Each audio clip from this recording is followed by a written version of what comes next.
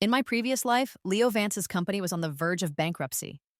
His greatest rival, a man named Ethan Hayes, came to me with a proposal to join forces and take over the company.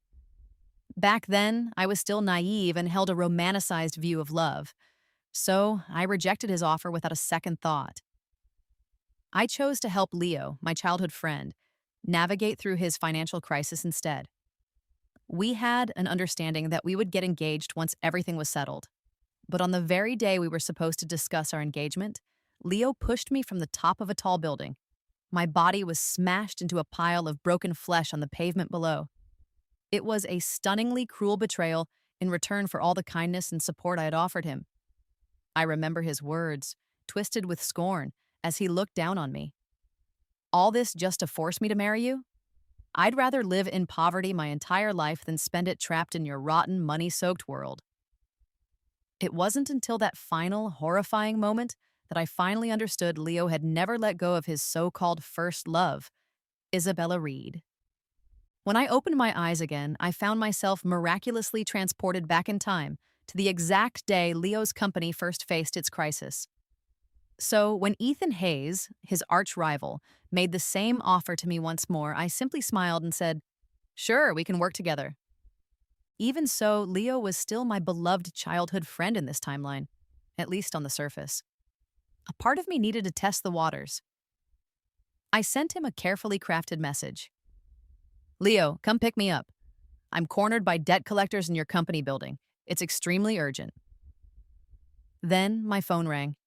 The caller ID showed Leo Vance, the man I had secretly loved for years. An hour ago, if he had called, I would have dropped everything and run to his side without a second thought. But now, I calmly declined the call.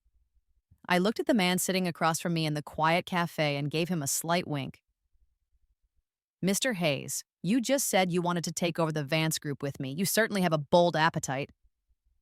Ethan Hayes sat across from me with his hands folded on the table, exuding an aura of elegance and quiet authority. "Miss Shaw," he said, his voice even. "This is a very appealing deal, don't you think?" Of course it was. Leo was a failure who couldn't seem to accomplish anything. In just 2 short years, he had managed to drag the once prestigious Vance Group from an industry leader down to a cash-burning mess. But even a dying beast has some meat left on its bones. Though the company had fallen, it still held valuable resources worth sinking one's teeth into. If I joined forces with Ethan now, we could crush Leo together. It would be a mutually beneficial move with no apparent downside for either of us. With that thought, I smiled faintly. "Your offer is certainly tempting, Mr. Hayes. But sometimes loyalty means more than profit." A flicker of disappointment crossed Ethan's eyes as he asked, "So you're turning me down?" I tapped the table lightly with my index finger. "No," I clarified. "What I meant is, I'm in. But Leo is my beloved childhood friend, so you'll have to raise the price." While I was negotiating with Ethan, Leo called me nonstop. In less than 30 minutes, I had over 100 missed calls. Ethan glanced at my phone screen, and a subtle smirk, barely a few pixels of movement on his lips, appeared. I picked up my car keys, gave a small wave, and said, "Please expect an update from me soon. This is business, after all." Ethan didn't say anything as I left. I drove to the Vance Group building and observed the scene from a distance. Debt collectors and bank officers had completely surrounded the place. There wasn't even a small gap to slip through. Just then, Leo's name flashed on my phone again. His voice was trembling. "Clara, are you here?" "I am," I replied calmly. "But there are too many people. I can't get in. You'll have to find your own way out." Leo sounded desperate. "There are people all around me. How am I supposed to get out?" I kept my voice steady and cool. "Maybe you could jump from the top floor. If you jump, the company's crisis will probably be solved." Leo shouted in anger. "This isn't the time to joke!" But I wasn't joking at all. I truly wanted him dead. In my past life, it was at this very place that Leo had pushed me off the building. I could still remember the twisted, hideous look on his face as he did it. "I thought you helped me because you were kind," he had sneered. "Turns out you had your own agenda." What a vile way to repay kindness with betrayal. Keep dreaming. The only woman I'll marry is Isabella. In those few seconds before I hit the ground, countless memories flashed through my mind. I wanted to tell Leo the truth, that things weren't what he thought. I wanted to marry him not for any benefit or ulterior motive, but because I genuinely loved him. I also wanted to warn him about Ethan Hayes, who had once approached me with this very plan. Unfortunately, it was all too late. My body slammed hard into the concrete, sending a cloud of dust into the air. Blood gushed from my mouth and nose, and a searing pain tore through my insides, as if every organ had been shredded. 10 minutes later, Leo finally arrived at the scene, escorted by his bodyguards.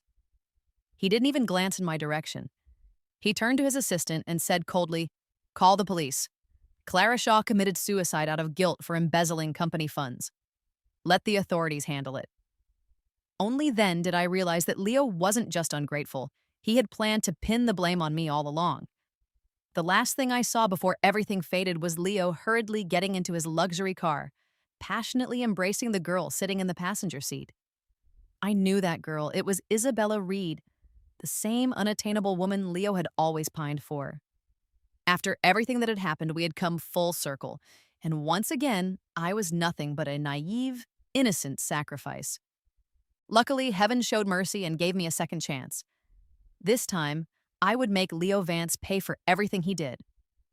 Perhaps I had gone quiet for too long on the phone, or maybe Leo finally realized that he was at a disadvantage and shouldn't have lost his temper with me. In any case, his tone began to shift. "I'm sorry, Clara. I lost it just now. You know how desperate things are for me. Those debt collectors outside, if they had the chance, they'd eat me alive. I really have no choice. If this were my previous life, I, his ever-loyal lapdog, would have rushed in to solve all his problems without hesitation, probably by handing over a huge sum of my family's money. But now, since he didn't ask, I didn't offer. When he finally spoke again, I feigned surprise and yawned lazily. "Oh, it's that dangerous around you. Then maybe I should leave." No, wait, don't go," Leo finally panicked. "Just help me create a distraction, please." I exited the parking garage and casually walked toward the main entrance, which successfully diverted the media's attention. As I kept the reporters busy, Leo bolted out from the underground garage and ran toward my car. This was the first time I had seen him since my rebirth. The immense financial pressure had reduced him to a shadow of his former self. A few strands of white hair had already appeared at his temples, and dark circles hung under his eyes. He looked utterly exhausted. In the past, I would have asked after his health, tried to comfort him, and worried that he might do something foolish. But now, I finally understood that feeling sorry for a man is the beginning of your own misfortune. "Clara, I must look like a mess right now, don't I?" Leo said with a bitter smile, his whole body radiating defeat. "Just a bit," I replied flatly. Leo went on. "I've already poured everything, literally everything my parents left me, into covering the company's debts. Now I'm completely broke. I have nothing left. It's really miserable." No matter how pitifully he spoke, I simply nodded along, non-committal and detached. I didn't take the initiative to offer help, and I certainly didn't take responsibility for his problems. Eventually, Leo couldn't keep up the act. He looked at me with those soft, pleading eyes of his, full of fake emotion. "Clara, you're all I have now. You're not going to leave me, are you?" I smiled faintly. "Of course not." But before he could breathe a sigh of relief, I continued. "Because we're just friends, right? No business ties, no emotional entanglements. So really, there's nothing to leave behind." Leo suddenly grabbed my arm. "Clara, stop joking around. I've always known you had a crush on me. Just admit it. I won't make fun of you." Screech! I slammed on the brakes. A car rammed straight into the passenger side. Leo was knocked unconscious on the spot by the deploying airbag. The car crash was something I had planned. I just didn't expect Leo's luck to be so tough. He only ended up with a mild concussion. A few days in the hospital and he would be fine. The very first thing he did after waking up from surgery was grab my hand. "Don't blame yourself," he said, his voice weak. "I know it was an accident. I don't hold it against you." I didn't pull my hand back. I simply curved my lips into a flawless smile. To secure funding from the Shaw family, Leo Vance was now willing to swallow his disgust toward me and pretend to be affectionate. That couldn't have been easy for him. Fortunately, Isabella Reed arrived just in time. She floated into the hospital room in a flowing white dress, looking graceful and pristine, like a lotus untouched by dust. She said nothing but stared pointedly at our tightly clasped hands. Leo instantly let go and scrambled to his feet. "Baby, Isabella, what are you doing here?" I casually interjected. "After the crash, my phone broke. I needed to call for help, so I borrowed yours." That's when I noticed your top pinned contact was Isabella Reed, so I gave her a quick ring.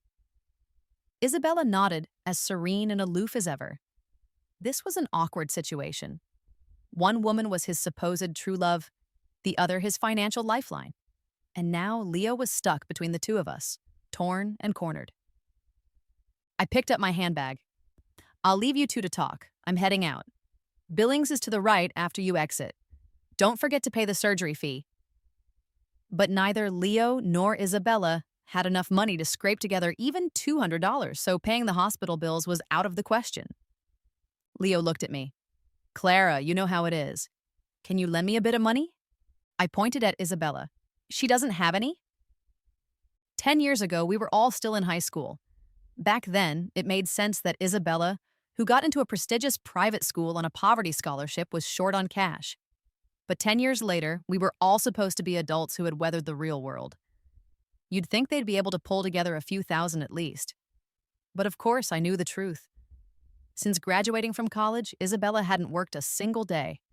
Her food, clothes, and everything else had all been paid for by Leo.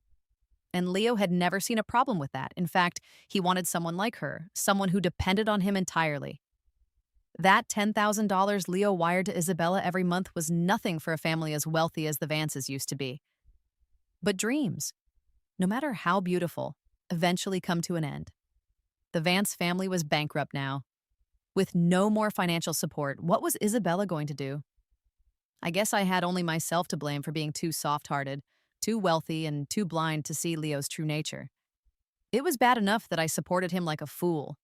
It turns out I'd also been footing the bill for his little mistress all along. Isabella's face flushed red, as if she'd been insulted. "I never cared about money. I've always treated it like dirt. I never even tried to save any." I looked her up and down, taking in her outfit. She was dressed head to toe in custom designer pieces. The handbag dangling from her wrist was easily worth 6 figures. Someone like that dares to say money means nothing to them? Leo was starting to realize it too. He shot Isabella a look tinged with resentment. He'd poured so much money into her over the years. If she had even a shred of business sense, if she had saved or invested any of it, they wouldn't be in such a hopeless situation now. In the end, Leo wrote me a formal IOU and borrowed exactly $10,000, which barely covered his medical bills.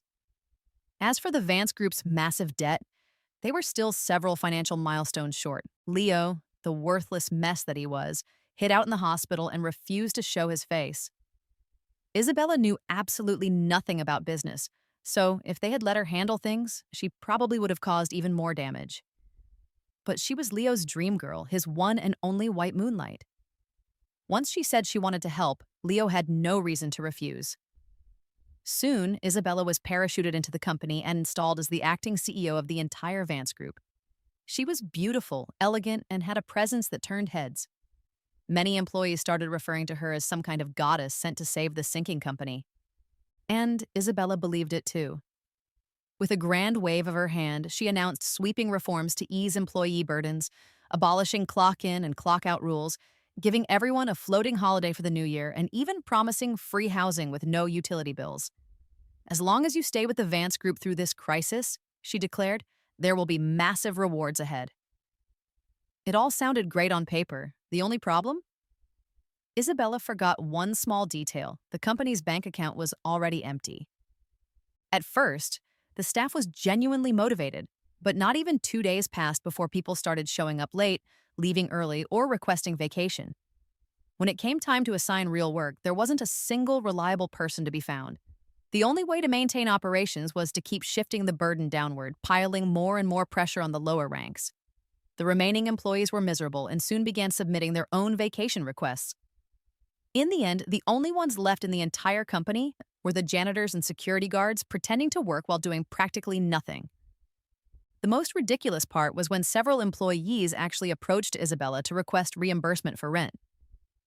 "Miss Reed, you promised to arrange housing for us," one of them said, "but we haven't seen a single apartment, so we rented places near the office ourselves. Can you have finance reimburse us?" When the bills came in, they were all for luxury apartments with 5-digit monthly rents.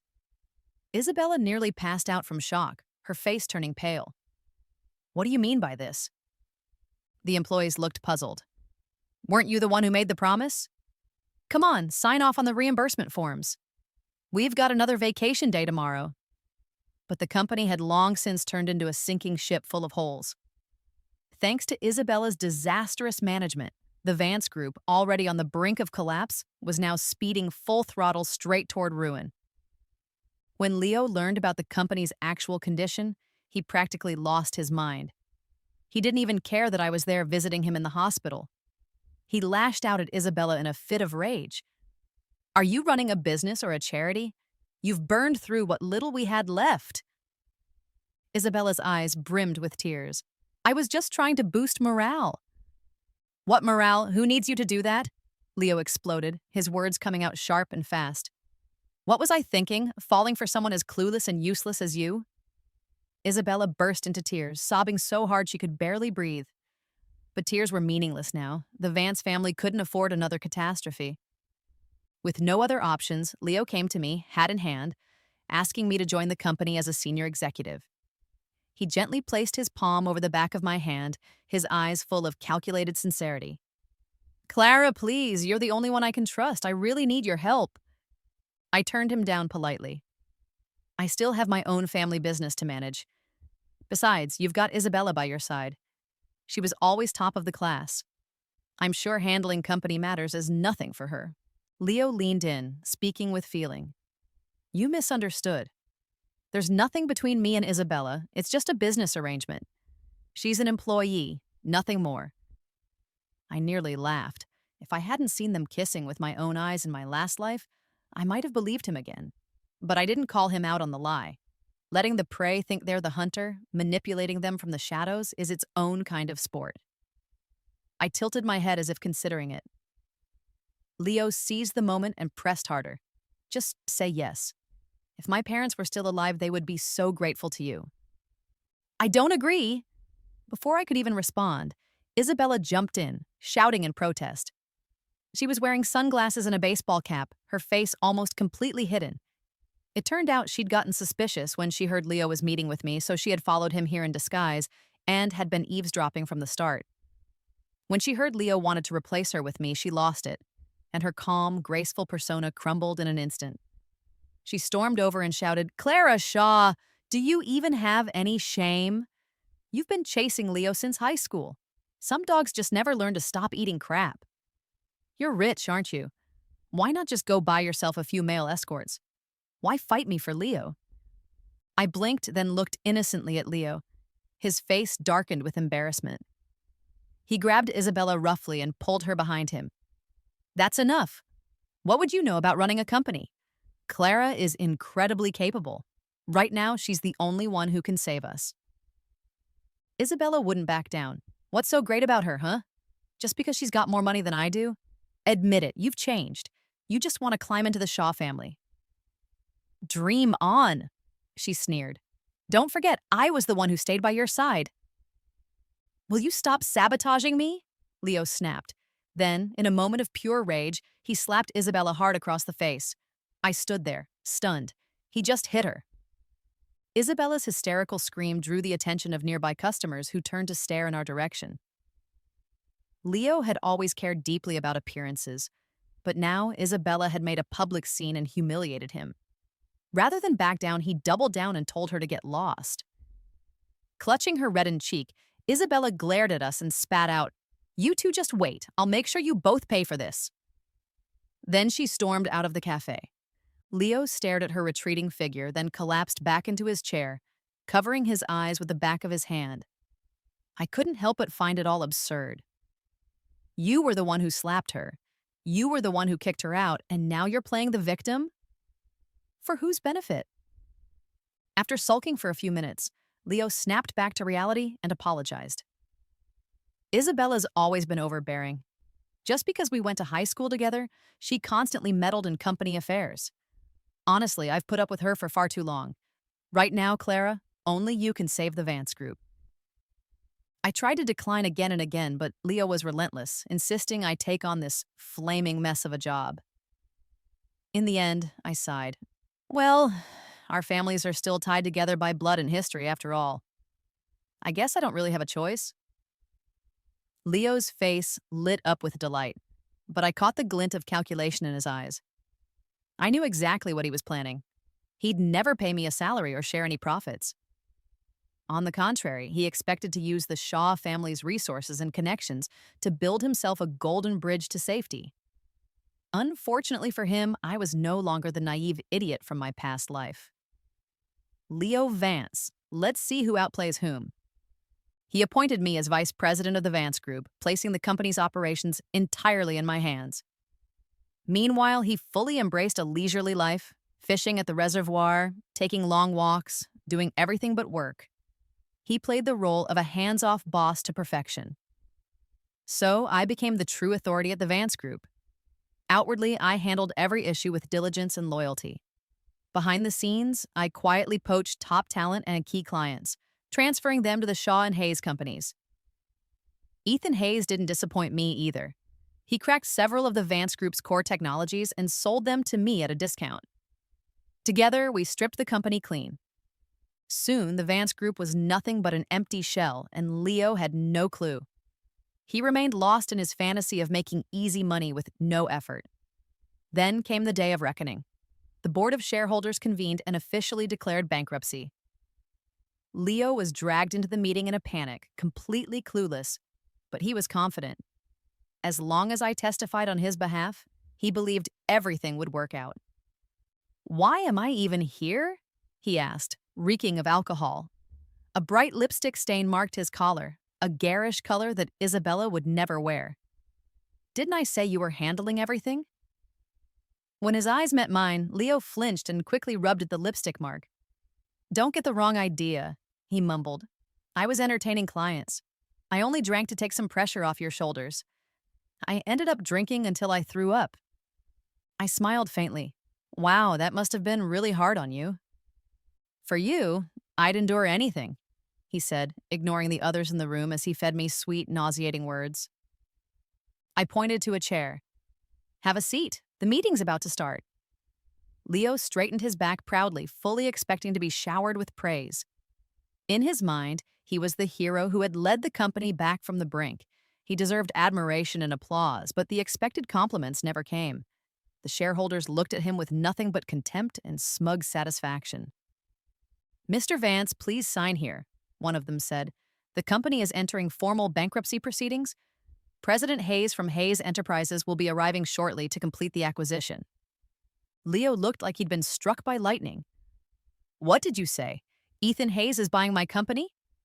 The answer was obvious. No one even bothered to respond. Leo spun around and stared at me, his eyes burning. "What the hell is going on?" I shrugged and gave a helpless smile. "I sent you the email. You never replied." Of course, he had been too busy partying in nightclubs and bars to check a single work message.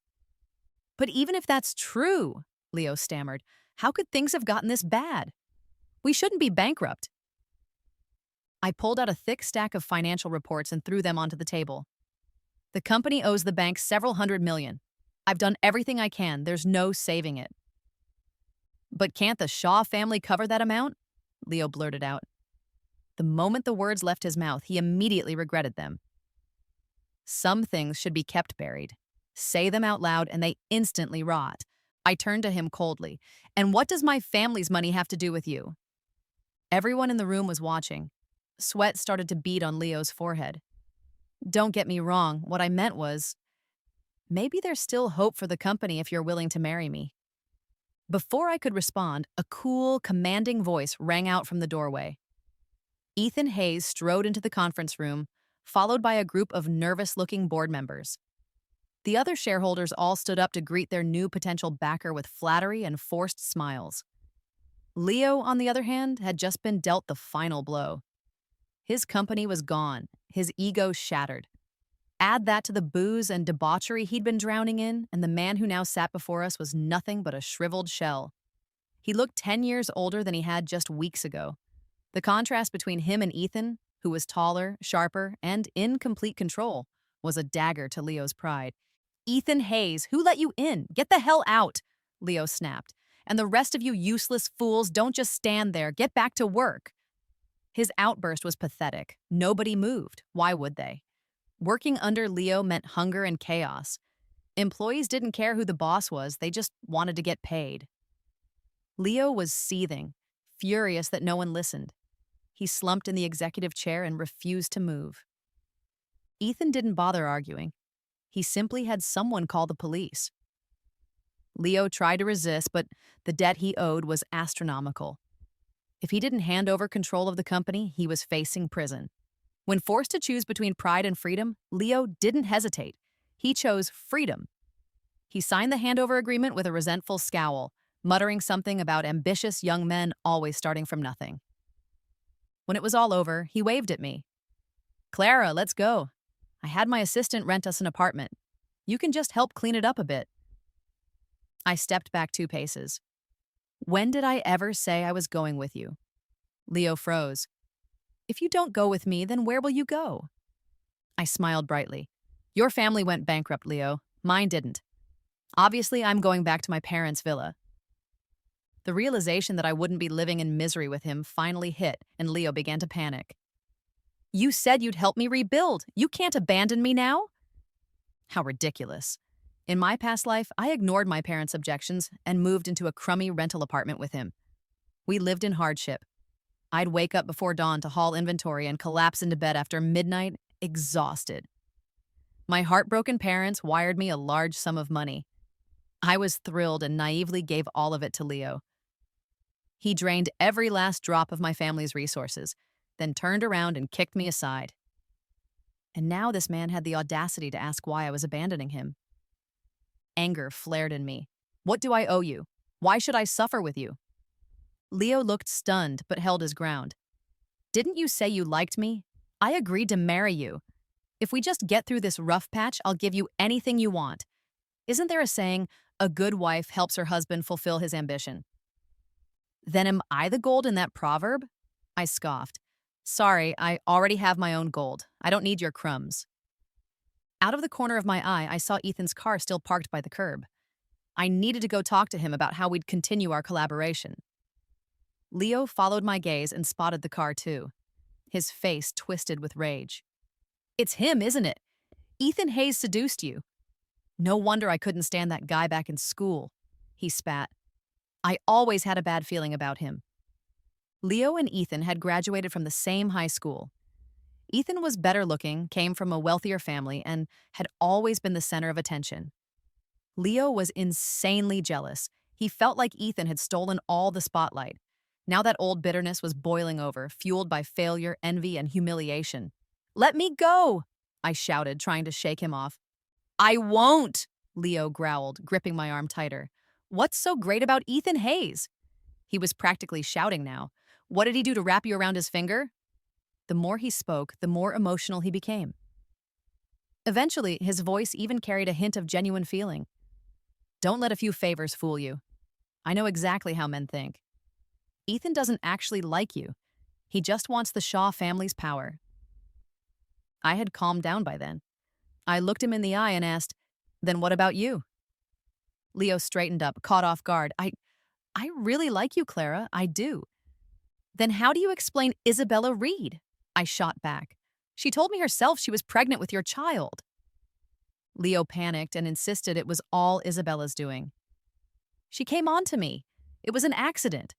I mean, why else would I sleep with some broke student if she hadn't thrown herself at me?" He stepped closer. "Clara, I get it now. A lasting marriage takes equal footing. I don't care about your past with Ethan, and you shouldn't bring up Isabella anymore. Let's just build a future together, okay?" His shamelessness was beyond anything I could have imagined. I slapped him across the face and climbed into Ethan's car. Ethan was reading over a contract when I got in. Seeing me, he handed it over. I reviewed the document carefully. Everything looked in order. "Don't forget the cut you promised me," I said. "Of course, to a successful partnership," Ethan replied with a faint smile, starting the engine. Leo hobbled after us, limping behind the car like a stray dog. The only thing missing was a thunderstorm to make the scene more pathetic. Ethan glanced in the rearview mirror and grinned slightly, clearly in a good mood. He dropped me off at my family's home and then went straight back to work. My parents were already waiting anxiously. They had heard whispers about the Vance family's looming bankruptcy and had warned me repeatedly not to get involved. What they hadn't expected was for me to come home not as a ruined woman living in a rental, but with 60% of the former Vance Group shares in my possession. When they saw I hadn't been mistreated, they finally relaxed. Then they began discussing what to do about Leo. "Leo is a child we've watched grow up," my dad said. "Now that his family's gone bankrupt and he doesn't even have a place to stay, maybe we should lend him one of our apartments." "What do you think, Clara?" I immediately objected. "He's got 2 working legs. He can find a place himself." "Mom, Dad, I really think you should stay out of the Vance family's business. What if he asks you for startup money? Would you actually give it to him?" The truth was, our families hadn't been close in years. Ever since Uncle and Aunt Vance passed away, Leo had stopped visiting, even on holidays. He didn't even bother to send a New Year's text. My parents never said it out loud, but I knew they felt hurt. And yet, I had been the idiot, blindly determined to marry him, dragging my parents through all that pain. I couldn't even imagine how they must have felt when they heard I had jumped to my death because of him. Now, seeing me go after Leo with no mercy, my parents found it strange but didn't question it too much. In the world of business, allies today could become enemies tomorrow. As long as I stayed safe and the company ran smoothly, they were content to leave the rest alone. But Leo wasn't giving up. He started lurking outside my house, waiting to pounce whenever I came out. One morning, he rushed over as soon as I stepped outside. "You're finally willing to see me," he gasped. "Just hear me out." I signaled the bodyguards. "Get rid of him." They moved in at once. Leo's face was shoved into the pavement. He looked absolutely pathetic, but still he stretched his arm out toward me. "Clara, I have something for you." I told the guards to let him go. With my arms crossed, I looked down at him, my voice flat. "What is it?" Leo slowly got up from the ground, inhaling sharply through clenched teeth. He reached into his coat and pulled out a small package. Bit by bit, he unwrapped it until finally, in his trembling hands, lay a national ID card and a household registration booklet. Leo looked at me with complete confidence as he said, "I brought my ID. We can go register our marriage right now. I know this has been your dream for a long time, and I'm ready to make it come true for you. Baby, let's go." I couldn't help it. I immediately doubled over and dry heaved on the spot. The look on Leo's face was an absolute mess, like someone had dumped an entire spice rack onto his expression. Embarrassed, confused, offended, all at once. But he was still so self-absorbed, so convinced of his own charm that he didn't think I was repulsed by him. "No," he thought. "There must be some hidden reason. You're not pregnant, are you?" he asked, his voice dropping. "Who is it? Was it Ethan Hayes?" A vein popped on Leo's forehead, his jaw clenched so hard I could hear his teeth grinding. "How dare he touch what's mine? I swear he's dead." I narrowed my eyes, my voice ice cold. "Say one more disgusting word and I'll rip your mouth apart." Maybe it was the intensity in my tone, but Leo shrank back slightly and muttered under his breath, "Slut and bastard." The bodyguards beat him without hesitation, then dragged him out like garbage and dumped him outside the gate. He scrambled away like a wild dog in retreat. I watched him stumble off and could only sneer. Just because I didn't have time to deal with him now didn't mean I was going to let him go. The memory of him pushing me from that building in my past life still burned fresh in my mind. He would pay in blood. It was the only way to erase the rage in my heart, but Leo was even more shameless than I expected. When begging failed, he turned to threats. He sent me a text. "You wouldn't want the world to know you're pregnant out of wedlock, would you? Transfer me $10 million or I'll ruin your reputation." I responded with one word, scram. Furious, Leo turned to the lowest tactic, media slander. He rounded up a group of third-rate tabloid reporters to smear my name. Shocking. Heiress allegedly pregnant before marriage. Guess who the father is? Then he showed up on camera, playing the victim.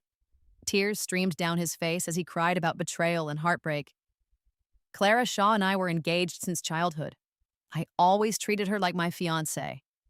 I planned to marry her once I was stable, but after I went bankrupt, she couldn't stand the poverty and ran off with Ethan Hayes. When I demanded an explanation, I was beaten and humiliated. I even saw her burying her own child right in front of me. As a man, how can I swallow this injustice? Please, someone stand up for me. He even pulled out a crumpled old piece of paper, our so-called marriage agreement, written when we were 6 during a game of house. On it were the scribbled words, "When I turn 18, I'll marry Leo." And Leo had written, "I'll marry Clara as promised." He bawled in front of the camera like it was real, even managing to conjure a bubble of snot. Unbelievably, people actually bought it. Outraged internet users flooded my family's company page, calling me heartless and disloyal and demanding a boycott of our products. Even Ethan got dragged into the mess and was branded as a home-wrecking mistress boy. My parents were alarmed and carefully asked me, "Clara, are you two dating?" I laughed. Ethan and I have a purely transactional partnership. There's no such thing as messy emotions involved. But still, he was the other central figure in this storm, a man connected to both our families. I had to clear things up, so I reached out. "Mr. Hayes, are you free? Can we meet?" In his office, Ethan shook my hand and listened as I detailed Leo's desperate tactics. He paused for a moment, then gave a calm smile. Understood. I didn't ask what Ethan planned to do to destroy Leo. He was Leo's lifelong rival. I was sure he had more than enough evidence to crush him. Since everything was settled, I turned to leave. "Wait," Ethan called out behind me. I paused. "Anything else?" Ethan drew in a deep breath. "Have you ever considered, maybe we could make what Leo said come true?" Was that a roundabout confession? I smiled and shook my head. A lie is still a lie, Ethan. No matter how pretty it sounds, it'll never become the truth. After all, having been reborn into this second life, I had finally realized what I truly wanted most. I wanted a career. I wanted my own name on the list of the richest, not to stand silently behind some man as his beautiful, invisible wife. Ethan didn't press the issue again. Instead, he redirected his energy toward Leo, and it was clear he wanted him dead just as much as I did. He didn't waste time defending himself against Leo's smears. He took the opportunity to dig up every skeleton in Leo's closet. Photos of him getting drunk in nightclubs, records of him embezzling company funds, and proof of him exploiting his employees. Then came the rumors. Some even claimed that the car accident that killed Leo's parents was orchestrated by Leo himself. Before long, Leo was buried under a landslide of negative press. No one believed a word he said anymore. Ethan even paid off Leo's secretary and Isabella to publicly confirm his chaotic personal life and that the company's downfall was entirely his own doing. Online opinion flipped fast. "I used to work at that company," someone posted. "The boss made us work overtime for free and constantly withheld wages. Nothing he says is credible." Another added, "After the company went bankrupt, he still owed us 3 months of salary. If it weren't for President Shaw and Vice President Hayes taking over, we'd all be out on the streets." Leo's just clinging to his so-called childhood sweetheart to mooch off a rich heiress, and when she refused, he went and spread filthy rumors. Disgusting. Exactly. I saw Miss Shaw the other day at the gym after work. She's glowing. 0 signs of pregnancy. Leo's just making stuff up. Faced with growing public outrage, Leo panicked. He hadn't expected to come out of this looking worse. Instead of gaining sympathy, he'd shot himself in the foot. He tried to run, planned to skip town and lay low for a while, but it was too late. Ethan and I had both reported him to the police for defamation. As prominent taxpayers, our claims were taken seriously. The police moved quickly and arrested Leo. After he got out of jail, he still wouldn't give up. He started harassing me again, demanding I give him an explanation. I didn't bother responding. I just sent my people to deal with it. He was beaten up and tossed right back into prison. After 2 arrests, Leo finally stopped provoking me. He decided he'd start from scratch, rebuild his fortune, and take revenge on me and Ethan once he succeeded. But in today's world, starting a business isn't that easy. Leo had lost every connection and resource he once had. The people who used to flatter him now treated him with cold disdain. Unable to secure a loan and burdened with a criminal record, he turned to shady underground lenders. Predictably, he lost everything. Desperate and cornered, Leo went to look for Isabella, hoping she'd take him in out of old affection. But Isabella had long since moved on.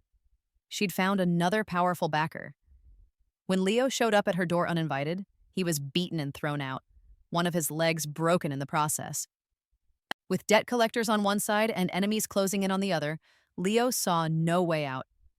In the end, he tried to kill himself by burning charcoal in his rental apartment. Even in death, he managed to cause trouble. His landlord had to deal with the mess. They said when the police investigated his death, they found a suicide note on his desk. In it, he cursed me, Ethan Hayes, and Isabella Reed, wishing us all miserable deaths. When I heard the news, I simply smiled. Who cares what he thought?